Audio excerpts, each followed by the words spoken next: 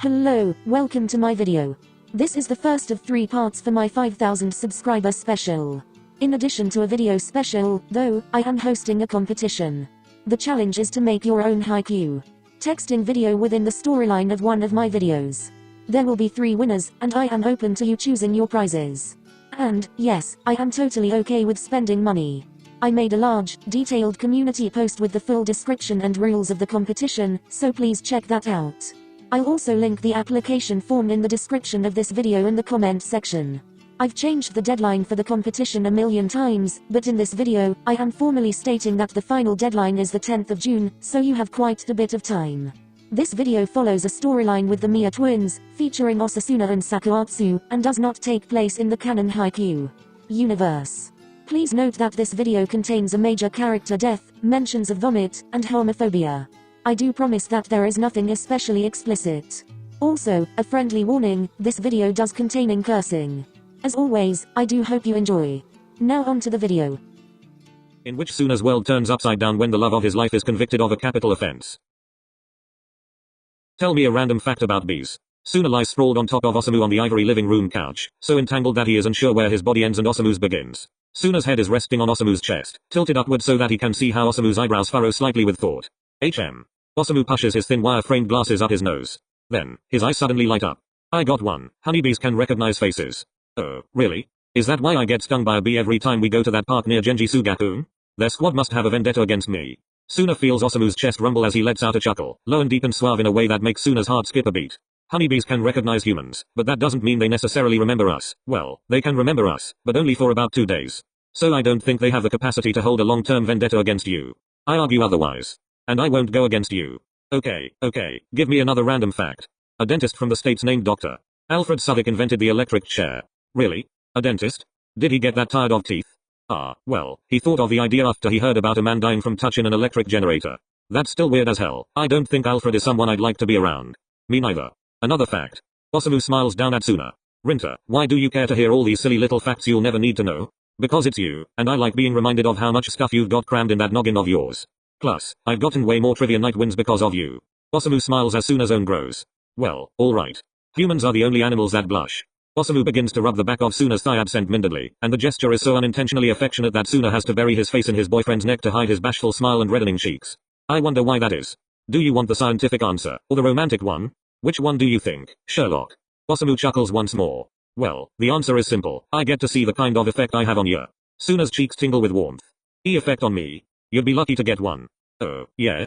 I bet you're blushing like crazy right now. Nah. Suna feels Osamu's hands come up to the sides of his head. Osamu partially guides, partially pulls Suna's head upward until Suna is looking directly into Osamu's eyes. Aha. Osamu's grey eyes were once clouded with mystery, uncertainty, and invulnerability. Since the day they met, Suna worked to peel back every layer of Osamu until he was laid bare. Now, Suna could only see the raw love and devotion Osamu held in his irises. Suna leans forward to rest his forehead against Osamu's. You think God of the universe or whatever made humans blush just so you can see me get all red? That's uncharacteristically selfish of you. Osamu sighs dramatically. I am only a man. Can I not have my own wants? I love it when you talk like you're right out of a book. So tell me about this fairy tale. Well, you and I share a modest little apartment in England. Do we have 2 ferrets? Osamu grins and tightens his hold on Suna. Of course we have the ferrets. I'll spend most of my days studying law at Oxford, and then my nights will be for you. Suna hums. Every night.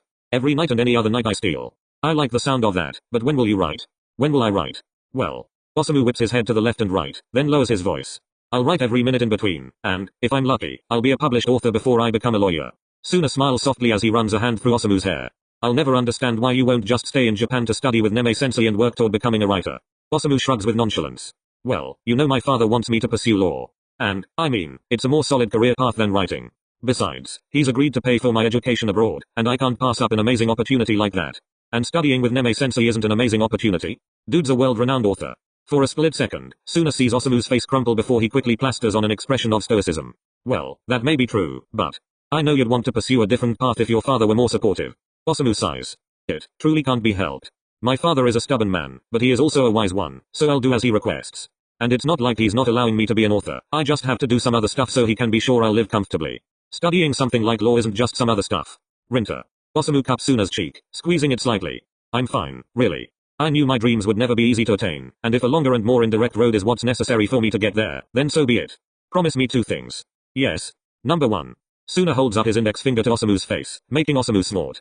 Hey, don't laugh. This is serious business. Sorry. You're forgiven. Anyway, number 1, publish at least one book in your lifetime, no matter if it's shitcore or unfinished or whatever, okay? Osamu smirks and bites Suna's finger. Oh. And, you, what are you, a toddler? I promise I'll publish at least one book. Second request? Ah, yes. Number 2. Suna drops his index finger, staring intently at Osamu. Promise me you'll let me stay by your side through it all. Osamu smiles. That's my greatest dream of all. Well, I'm not going anywhere, so you don't either, alright? I won't. As Osamu begins to lean forward, Suna allows his eyes to flutter shut. Just as Suna feels the feather-like touch of Osamu's lips on his, a loud gag sounds through the house. Suna jumps back from Osamu, eyes blown wide as he turns his head around to find the source of the wretched sound.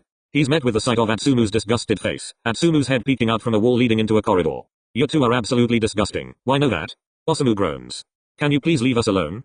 Talking about, come to England with me, my dear, into this, and stay by my side, and I'll stay by yours, my beloved that. Suna looks upward at the chandelier hanging from the high ceiling, the crystal twinkling in the brightly lit room. Dealing with the aftermath of this chandelier falling down and impaling me would be less painful than listening to you, Tsumu. Rin, that hurts my feelings. Cry about it. Tsumu, you said you were grabbing snacks. Eep. Atsumu lets out an embarrassing squeak when Sakusa appears beside him. But instead, you're harassing Samu and Rin. Omi, don't look at me like I'm gross, they're the gross ones. Per usual, Sakusa looks slightly annoyed and unamused. You're gross, too, but you don't see my gagging at the sight of you. You. Ha. PFFFT. Shut your trap. You just wish Kiyoomi liked you half as much as Osamu likes me. Don't be ridiculous. Atsumu turns to give Sakusa a fat, wet kiss on the cheek, then holds onto his arm. My Omi is very loving and affectionate, thank you very much. Sakusa rolls his eyes, standing stiffly at Atsumu's side. Can we please just get the snacks? Suna sees Atsumu pull out his puppy dog eyes, and Suna has to do everything in his power to not groan. Tell me you love me, Omi. Sakusa glances away from Atsumu, muttering something Suna can't quite catch. But in the next moment, Atsumu's eyes darken, and the hand he has wrapped around Sakusa's bicep tightens its grip until Atsumu's nails dig into Sakusa's skin. What was that, Omi? An unreadable expression flashes across Sakusa's face, and then he's suddenly leaning down to kiss Atsumu's neck. You know I love you, Tsumu. Atsumu perks up immediately and begins to massage Sakusa's bruised bicep. Hey, I just like to be reminded. Suna, confused at the interaction, turns to look at Osamu. Osamu's jaw is clenched hard. Before Suna can question it, though, the sound of heavy footsteps makes its way into the living room. Something changes in the air as an almost omnipresent entity pervades it. Suna turns back around to see Atsumu stand straighter and drop his hand from Sakusa's arm. Suna then takes in the sight of a new figure, a tall, slim man with a strong jaw and short, brown hair. He's wearing a crisp, black suit and a simple black tie, and his rectangular glasses glint in a way where you can't see his eyes. Osamu quickly unwraps himself from Suna and stands up, bowing curtly. Ota-san. Atsumu and Sakusa follow suit, and Suna bows his head slightly. Welcome back, Ota-tan. Hello, Akimo-san. The Miya twins' father doesn't turn to address Atsumu or Sakusa. He stays looking at Osamu, who has raised his head. How was breakfast with Kimi-sama? Osamu hadn't told Suna about Akimi-sama, so he assumed they were a lawyer friend of the twins' father. Breakfast was fine. Kimi-sama kept me there even after we finished breakfast for more cups of tea, so I suppose I impressed her. You didn't decline the tea too quickly, did you? I stayed for 2 more glasses, staying long enough to be polite, indulging her enough to make her feel bad and like she was holding me. Hold him? What'd I say about using that kansei ben in this house, boy? If you can't even talk like an educated Japanese boy, how do you expect to become an Oxford man? I apologize. And don't speak so familiarly of Kimi-sama. She's a bit intense and too much of a flirt, but she's an extremely intelligent woman with the connections you're going to need once you get to England. Yes, sir. Akimo-san then turns away from Osamu to nod at Atsumu and Sakusa. Kiyoomi-kun, it's good to see you. How's your mother? Father? They are both doing well, thank you for asking. Of course, please send them my good wishes. Atsumu, how's training? Today's a rest day. Been training too hard lately and just needed some downtime. And Kiyoomi is great company for some relaxing, ain't he? He even cleans all my tennis balls. You let them get too filthy for me to watch. How could I thank him enough for being such a loyal friend to you? You can't. Hey. Akimo-san smiles slightly. You're feeling humorous today, aren't you? I suppose. Finally, Akimo-san turns to Suna, who bows his head once more. Shishi. Rintarao-kun, raise your head, there's no need for that. It's been a good month since I last saw you, it feels like you've run away. Something like that. Well, independence is a good thing, appreciate it. But do visit more often, this is your home, too, after all. I will, Shishi. I would like to know what you've been up to these past few weeks. I made dinner reservations for this evening, and I'm sure the restaurant can accommodate one more. Suna looks past Akimo-san to Osamu's pleading face, which practically screams number. I'm feeling a bit tired from my date with Samu earlier, so I think I'm going to go. Date. Suna's heart skips a beat, and he catches the sight of Osamu silently facepalming in his peripheral vision. Yes. You two really are serious about this. As if I'd be unserious about Rinta for 7 years. What was that? Nothing, sir. Feeling the room grow colder, Suna awkwardly shuffles off the couch. I don't want to intrude any longer. What did I just say? This is your home, too. Need a ride home, Rin Rin? Nah, I'll just call an Uber. What? Why use one of those abominable rideshare services when I can call my chauffeur? I don't want to. Don't say something nonsensical, now. Ota-san, Rinta can do things fine on his own. His being fine on his own is not an excuse to do him no favors. Rinta-kun, never feel that you owe me or anyone in this household anything. But, for God's sake, accept the ride I am offering you. Thank you. Good boy. Now, I have a call to make. Atsumu, Kiyoomi-kun, Osamu, I will see you all here in an hour to head to the restaurant. Your mother will meet us there. And Osamu, please call the chauffeur for your partner. With that, Akimo-san turns on his heels and walks away. All Suna can do is stare at the back of the retreating figure of that inexplicably terrifying man.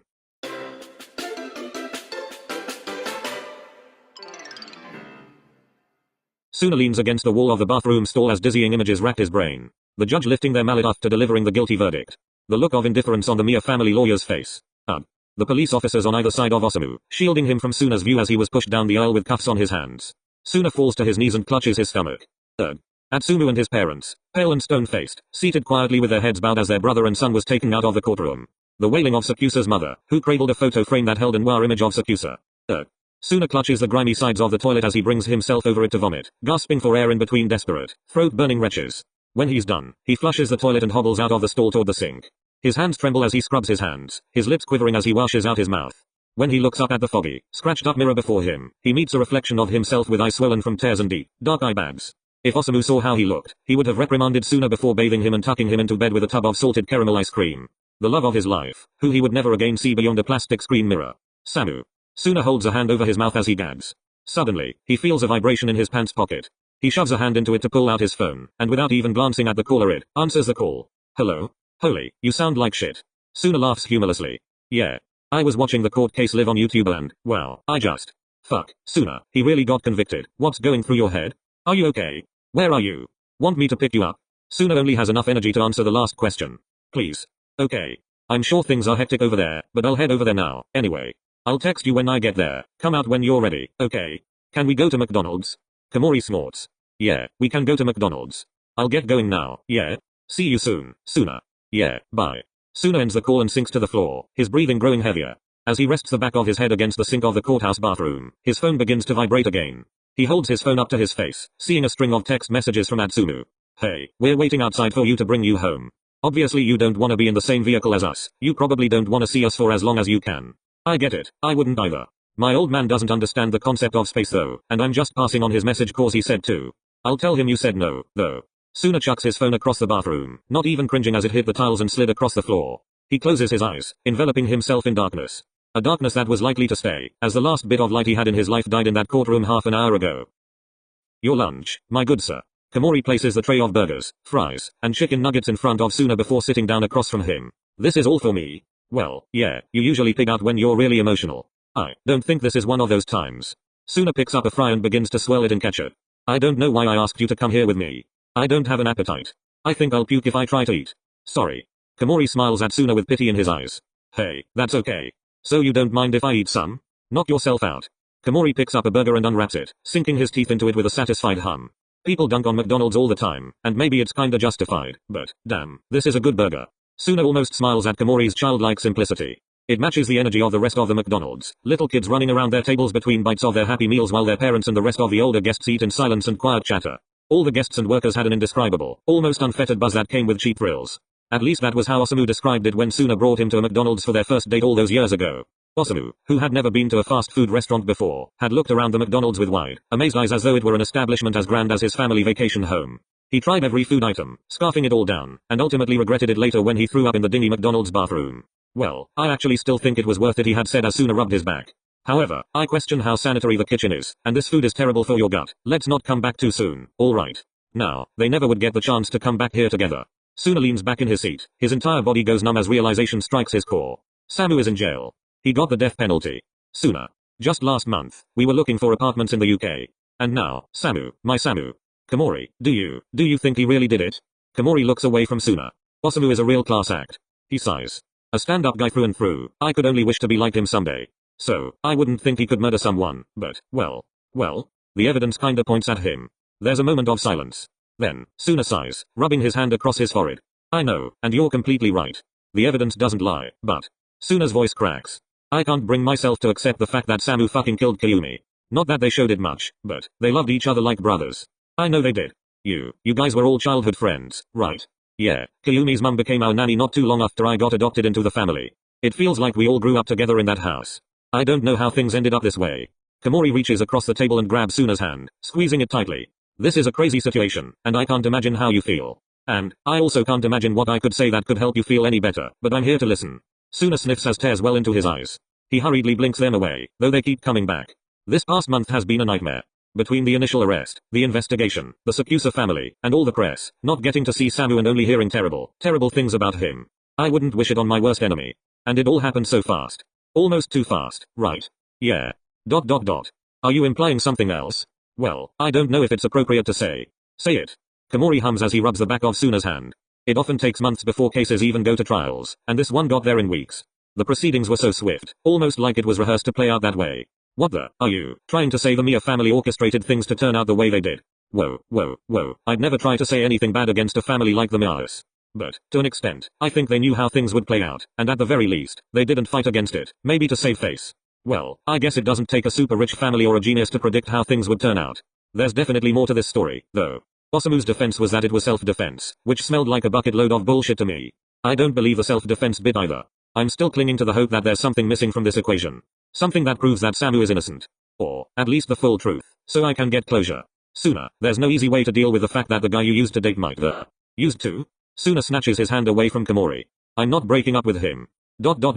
Sorry to have assumed, but, well, it's because he... No, I understand. Call me delusional for it, but no matter what the truth is, I'm sticking by him until the very end. Suna winces at his own words. An end that might be near. Komori coughs into his hand, clearly keen to change the topic. Well, have you decided what you want to do from here on out? Suna looks up at the ceiling. What do I want to do now? I'm not sure. These past few years, Samu's dreams have been my dreams. And now that this all happened, I'm realizing I don't have any aspirations of my own. Suna picks up a cold, limp fry and pops it into his mouth. I think I'll fall off the grid for a little while, though, so please don't contact me until I contact you first for a bit. Whether or not I get visitation rights, whether or not something proves his innocence, for the time being, I need some time to navigate how to live without. The very person that showed him his life was worth something.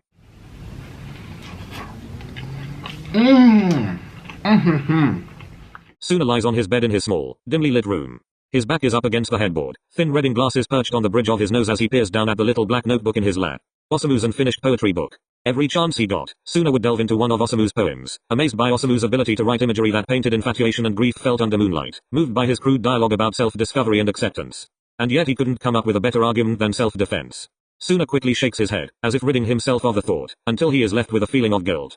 He sighs, then refocuses on the page in front of him. Just then, his phone rings. Suna begrudgingly closes the book and lazily grabs his phone from his nightstand. When he seeks the caller ID, he stiffens. He feels his heart begin to beat faster as he stares at his phone, allowing it to ring until the sound dies down. He lets out a breath of relief. Then, the phone begins to ring again. Suna makes a noise of discomfort, not knowing if he should toss his phone aside and allow it to ring into infinity or just get the call over with. He chooses the latter. Hello? Rin? Is that you? You actually answered? Suna's mouth runs dry. He definitely wasn't ready to hear Atsumu's voice again. Rin? Why yeah. Hey. It's been a while, huh? Almost 2 months? How have you been? I've been as good as I can be, I guess. You? Atsumu sighs. Things have been rough over here, as you can expect. But not just mentally for me. I got to train real hard for the Japan Open, so I'm just exhausted all the time. You're not overworking yourself too much, are you? Atsumu snickers. Of course not, Okasan. Can you come over, though? I need some help with cleaning equipment and exercises that I'm not used to doing alone. Come over? Don't you have a maid or something that can help you with that? Well, sure, but it's better with company I actually like. I don't know, Atsumu. Don't know what? If I really want to see you right now, there's a reason you haven't heard from me since, yeah. Please, Rin. It's been too long and, I need somebody. Another noise of discomfort escaped Suna's lips. Though Suna was far from okay with seeing anyone from the Miya family yet, Suna knew Atsumu like the back of his hand and probably, admittedly, cared for him more than himself. All of this had to have been even harder on Atsumu than it was on Suna. Maybe it was time for Suna to step out of his lair, find mutual comfort in someone who may understand. You're such a baby. That means you'll come over, right? ... Yeah. Great. I'll send a car over to you. I expect you here within the next hour, boy. But, bye. Atsumu rudely hangs up, and with a frustrated groan, Suna tosses his phone onto the bed. I expect you here within the next hour? Who the hell does he think he is? Despite his words, in the next 45 minutes, Suna finds himself walking across the freshly cleaned cobblestone pavement of the Miya villa. Humongous is an understatement. The house is as tall as the towering daisuji surrounding it, the bushes and flowers are lush, healthy green. Suna looks into the koi pond as he walks up the steps to the front door, the water and koi fish glistening as always. To most, this villa would be a dream home, and Suna supposes that he's lucky to have been able to live here throughout much of his youth. However, it was too big, too pristine, too perfect for Suna, making him feel like an outsider when he stood outside its doors and a slave to it when he was within it. Before Suna can collect himself and knock on the door, it opens, revealing a grinning Atsumu. Hey, Rin Rin. Suna lets out a deep breath, trying to stay calm. It was just Atsumu, after all. Hey. Damn, you need a haircut. Atsumu is looking more ruggish than usual, his hair not quite brushed to one side and a bit of stubble on his face. He's wearing a buttoned-down white shirt with the top 3 buttons left undone and some black slacks Suna knows he wore because it hugged his waist well. And you don't look like someone who's ready to do some training. Hair, well. Atsumu scratches the back of his head, not meeting Suna's gaze, and he tugs him inside the home. Atsumu? Atsumu barely gives Suna time to take off his sneakers and pull on some house slippers before dragging him through the house. Atsumu, where the hell are you? Rintaro-kun? Suna pauses as the soft, familiar voice of a woman reaches his ears. He turns to his left to see a middle-aged woman, looking especially tall and thin in her slim pencil skirt and modest blouse. Her long, graying hair is pulled into a high ponytail, and she wears simple, diamond studs in her ears that Suna knows must have cost more than his annual rent. The twins' mother, Miya. Suna's heart skips a beat. Okken. The twins' mother smiles and steps closer to Suna, reaching up to hold his face in her hands. It has been too long since I've last seen you, honey. She frowns slightly. You're a bit too skinny for my liking, and you just keep letting that mane grow. I would have made sure to look better if I knew you'd be here. She giggles. You're too sweet. I'm so glad you've agreed to join us for dinner. Dinner? Suna turns to glare at Atsumu, who seems to be conveniently preoccupied with the floor. It's not ready yet, but we should use every second we get to catch up before you run off from home again. Come, and, Atsumu, please button up your shirt. Yes, ma'am. Before Suna can even think, Nina-san ushers him into the dining hall. Seated at the head of the long table is 𝘠𝘰𝘳𝘯𝘴, who is busying himself with a newspaper. However, when his wife clears his throat, he looks up, his eyebrows raising slightly when he notices Suna. Rintaro-kun, I'm surprised you've agreed to join us. It's good to see you, boy. Suna feels himself go a bit lightheaded. Of all people he didn't need to see, it was 𝘠𝘰𝘳𝘯𝘴. He's trying to fight the instinct to get the hell out of this house, trying not to cry, trying to tell himself it's okay, he's ready to face them again, he can do this. Dear, look how frail he's gotten.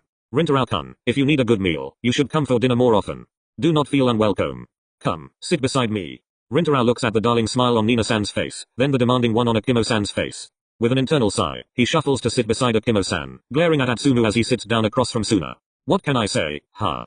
I'm a convincing man. Nina-san giggles as she goes to Atsumu's side, pinching one of his cheeks. I guess I should give you more credit. Hair, yeah. Atsumu looks at Suna, his eyes almost apologetic as he mouths, I'm sorry. Suna narrows his eyes and stomps on Atsumu's foot under the table, eliciting a muffled scream. Oh my, I didn't think I was squeezing your cheek that hard. Nina-san gives Atsumu's cheek a good-natured pat before sitting down next to him. So, Rintaro-kun, what have you been up to? Yes, I'm dying to know what keeps you busy these days. Suna clears his throat, fiddling with his fingers under the table. Well, I work for a local tech startup. Or, how cute. That's a nice pastime. Suna twitches. It's not just a hobby, it's an actual job. I feel that you're too smart of a boy to waste your talents on some local startup. I can help you get a good position at just about any finance company you ask me to. Just say the word. Thank you, but I like this startup. I mean, Rintaro-kun, it's just a startup. With all due respect, sir, they're doing pretty well. Are they even profitable? They'll become profitable this year. Those words aren't exactly reassuring. Well, you know better than me that everyone starts somewhere. 𝘠𝘰𝘳𝑗 smirks. I suppose that's true. I guess it's easy to forget when I have a son like Atsumu who was born to be great at tennis. Atsumu laughs, running a hand through his hair. AWW, I'm blushing. You deserve the praise, honey. You're already making it quite big. Well, I guess the 600,000 Instagram followers don't lie. In Suna's humble opinion, he wouldn't have half as many followers if he weren't constantly posting thirst traps. Win big at the Japan Open this year, and you're set. You say it like it's easy. Well, it may not be easy, but I've learned you don't necessarily have to win gold to win the grand prize. Do you understand? Yes, sir. Oh, but your mother would be so happy if you did win gold. Atsumu laughs. Or, I'll try not to disappoint you, Okachan. Suna sits there watching the interactions between the Miya family, feeling that there is a glass wall between him and them dictating he observe rather than participate. What Suna sees is that something is off. The cheeriness in the room. The comfortable banter and love. The way they so easily act as a family of 3. As if there was never another. Yes, Rintaro-kun? Pardon me for asking, as I'm sure you'd rather not speak of it, but have any of you visited Samu? The vivacity is sucked out of the dining hall, and the colors in the room almost seem to turn into shades of grey. ... Ayapalo. What is there to even say about that boy? Suna flinches as the coldness in 𝘠𝘰𝘳𝑗's voice. Nina-san hums in assent, her voice turning more bitter than Suna has ever heard it. He's brought much disgrace to our family, and yet the most damage has been done to himself. To throw away his life as if it were trivial. Well, if you ask me, he proved that it truly was trivial. Suna feels himself growing nauseous. He looks at Atsumu, hoping to meet his eyes, but Atsumu doesn't look at him, his eyes focused on the dining table. But, he's your son. Ha. A murderer is no son of mine. Rintaro, I know you have some odd attachment to that boy, but listen here, it's not some odd attachment. We're in love. Akimo-san grunts, and Nina-san gasps. Suna sees Atsumu perk up just a bit. Really? You're still insisting that? Honey, I think you two mislabeled your familial and platonic love. I understand why you may be confused. Maybe speak to a therapist. You'll go down the same road as him if you keep up this antic. Rintaro-kun, I'm sure of it. I don't need another boy of mine becoming a no-good murderer. Suna sits quietly, rendered completely speechless. Kiyoomi, that poor family. What a young man he was, an amazing role model for Atsumu. His mother planned to get him married off to a family friend soon, did you know? Yes, Takachi Naomi. Quite a kind girl from a good family. What a pair they would have been, and now. Nina-san pulls a handkerchief from her breast pocket as she begins to cry, and Akimo-san moves from his seat to comfort her. I need to give my boss a call to say I'll be late for work tonight. Without another word, Suna rushes away from the table, bounding toward and out the front door. He lets out the breath he had been holding, gasping for air as he falls to his knees. A few minutes later, the front door opens, and Suna turns to see Atsumu staring down at him. Things got, rough in there, huh? Now you can fucking talk? Atsumu wordlessly sits down beside Suna on the stair step. Was there really anything for me to say? Fuck, why did I even come here? Of course there was something you could say. You could have defended your brother, for starters. How could you guys abandon him like that? Act like he wasn't part of your family.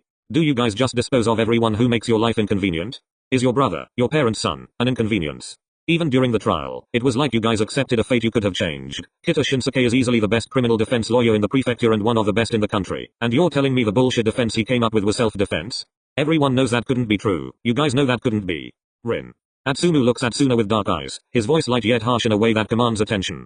Don't get too ahead of yourself, now. My father always tells you that you don't owe us a thing. Well, that's a bold-faced lie. Atsumu brings his index finger to the bottom of Suna's chin, the coldness making Suna shiver. He tugs Suna's face closer to his, eyes widening as he peers into Suna's eyes. Don't go thinking or saying anything stupid that'll make things harder for us, okay? Suna gulps, unexpectedly frightened. After a few moments Atsumu sighs and stands up, shoving his hands into his pockets. Even when he's as good as dead, Samu still causes me trouble. Suna takes a shaky breath, his voice quivering as he speaks. How can you say that? My brother killed my fucking boyfriend, and I don't know how to cope. Don't you see my face? This all hurts. A lot. Suna honestly can't see a hint of emotion in Atsumu's features. By the way, visitation day is tomorrow. Obviously, my parents won't see him, and I really can't bring myself to. But I'll text you the info later so you can go if you'd like. Come back inside soon, I'm sure dinner is ready by now. Atsumu turns around and walks toward the front door. All Suna can do is stare at the back of Atsumu's figure, and for the first time, he finds it as terrifying as that of his father. We're miles apart, we're in different weathers. I bought a plane ticket to your thing.